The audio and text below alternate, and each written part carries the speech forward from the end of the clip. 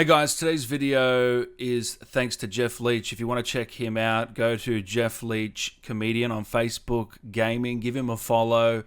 He is a brilliant streamer and he's streaming 9 to 5. He is the voice of Ghost. He did a stream with Elliot Knight, aka Kyle Gaz Garrick, and a bunch of the other guys from Modern Warfare. And this is some of the snippets of what Elliot had to say about his role and playing Kyle Gaz in the game. So again, Jeff Leach Comedian on Facebook Gaming. He's also got a YouTube, and I'll leave everything in the description. Check him out. Give him a follow on all socials, and enjoy the video, guys. Great. No, honestly, I didn't learn about the whole legacy of this until I came onto it. So I was just chuffed to be a part of something that I never, in my wildest dreams, thought I would be a part of. So it's just, I'm just happy to be here and be a part of it in any way. Do you know what I mean? I didn't know until the audition, had no idea what it was. Came for the callback, didn't know what it was. Got the job, didn't know what it was. And then came in to get scanned, I think like everyone. You still don't actually know what you're doing, do you? You're not even sure what the project is. And I'm waiting patiently and to be paid.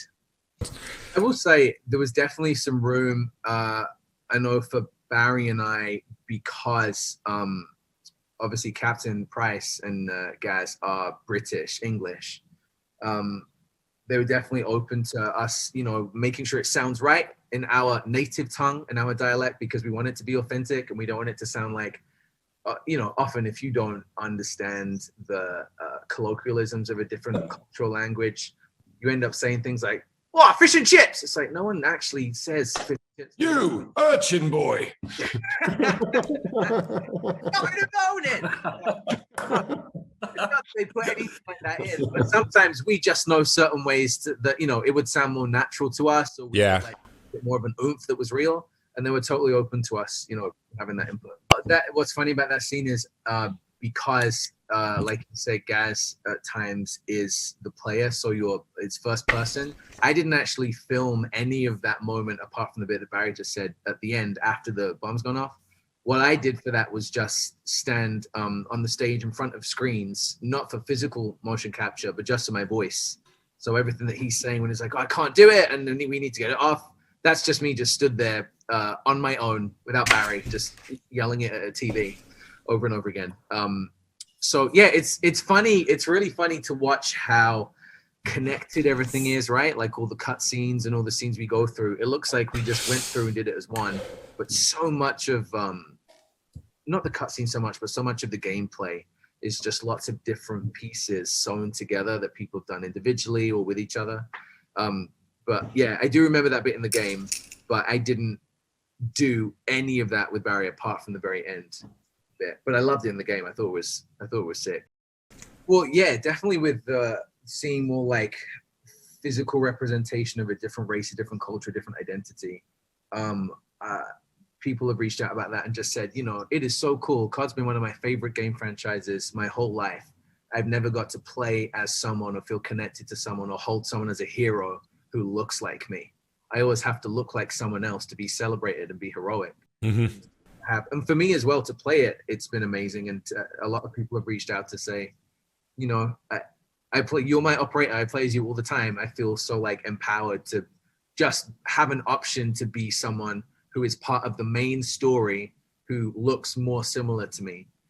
So that's dope. And yes, definitely for like my queer family. And I mean, my little story is after this whole, you know, last year, and a lot was going on. And one of the things I was doing was having some chats with Activision. We had like a big Zoom session that it took like a while to set up, but eventually got on the call. And I just had a chat with them to say, like, you know, you guys are a huge company, huge studio. You have so many titles. Call of Duty is massive. It's played all over the world all the time. The power that you have in just how you choose to make these games and who you choose to put in them matters so much. And it has such important ripples all over the world. Mm-hmm. And I think that today there is no more binding and inspiring community than the gaming community. It's universal. And so to have that opportunity to be in that space, to be someone who's part of the queer community for me, and I know people who are gay, bi, trans, whatever their identity is, there's more than just one identity that you see 99% of the time in these games, playing and supporting and buying these games. Absolutely. I think it's really cool for those people to get to have a face in the game itself. And I'm honored to, be flying that flag for now. And I just hope that there are more people in the future. And side note, I would love to see some more of them on the cover of the games too in the future. Because I did some research and I'm like, let's start putting some people who are different at the center of these stories and make them the heroes. Let's celebrate them instead of always making them the different ones or the evil ones. Mm-hmm. Like, it's surprising how little opportunity there is for that. I mean, it isn't surprising on one hand, but when you sit and you look and you go through just mainstream games that exist and that happen, and I think this is a conversation that's starting to happen more now. I know I'm very inspired to start having it with more people. It's hard to look around and find someone who looks like this in a game that you can play. And it's the whole thing and just finding out what the game was that was what made the biggest impact for me in my life. Because touching on what I said before, I'm like, I know who I am and the spaces I take up in the world. No one ever looks at me or someone who identifies as I would and is like, oh yeah, they'd be the lead in the Call of Duty game. Ever. And if anything, to be in like such a macho, aggressive, super fit and capable space and get to represent there feels really cool. So from the second they were like, oh yeah, I was like, what game is this? Why has no one told me? It's been 6 months. And they're like, oh, it's Call of Duty. And I'm like, oh, that was the minute for me when I was just like, this is such a cool opportunity to be the thing that I wanted to see when I was a kid playing all these games, whatever the lines are. But I will say, whatever I say, most of the time I'm saying it next to or behind Barry. So I always feel a little bit shit because it sounds amazing. And so I found, I did find myself while we were doing the game, trying my best to not slip into Captain Price's voice, because I was like, well, what should my voice be? Because it should be different. And it shouldn't be mine. But I'd say something and be like, take the bloody gloves off. And then Barry's like, come on, soldier. I'm like, come on, let's push this house. All right, yeah, I'm on your 6. Which of those are you going to trust more? Before we go on the stage for 20 minutes, like, my advice, I'm kind of like Aiden was saying too, this came through like my regular theatrical agent and stuff has since then. My advice would be just play. Don't wait for an opportunity to come up where, oh, now there's an audition or now there's a job I want, so let me start trying to do voices. If you have games that you like, listen to the voices that they do. Go on YouTube. You can find, of all of us, all of our characters, if you haven't already, there are YouTube videos of us just saying all the hundreds of lines that we said in the game on loop for 2 hours nonstop. And you can hear the kind of thing that you be expected to do in the industry. If there are shows that you like where people have cool voices, just record for yourself and have fun with it, because the more you can enjoy it when you start, I think the more play and the more color and the more fun you can have with it when you are going up for the job. And that is a huge part of what people are interested in when they're looking to cast someone in something. So don't wait for the opportunity to come to you. Bring it to yourself by starting the work first. And before to echo what everyone said, this, I don't know if it should be surprising, but one of the loveliest experiences of working on a project with brilliant humans. It was always exciting and fun to be driving to the studio, knowing that I would be working with these guys and with Claudia and with the whole team.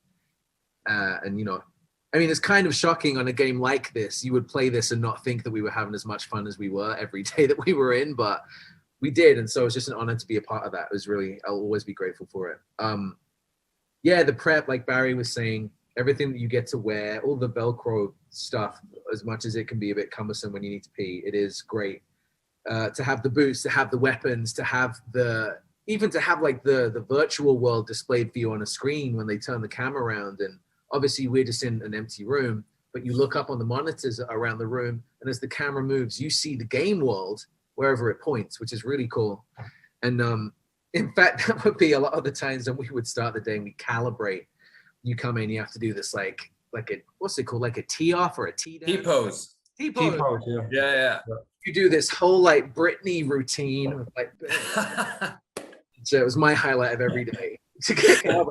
But sometimes it wouldn't work, and so we would get ready for a scene, and you're like all in character, ready to go, and you look up at the monitor, and your guy just has one arm like this. It's like, why? So Remember these? 20 minutes to ourselves, right, like that. But no, it was it's so funny.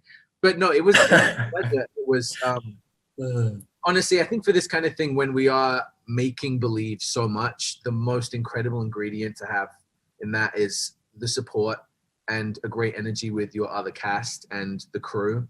And Infinity Ward always, they brought such a great. By the way, Connor is here, guys, so shout out to him. He's on the Zoom right now. Oh, yes, Connor. But they always made such a great atmosphere for us. It was very relaxed and exciting, and Taylor would always be so excited to show us like the latest render of what we've done, and we get to watch it together, and they were so invested in sharing the story with us as they developed it and keeping us in the loop, and really awesome experience. So it's been a lot of fun.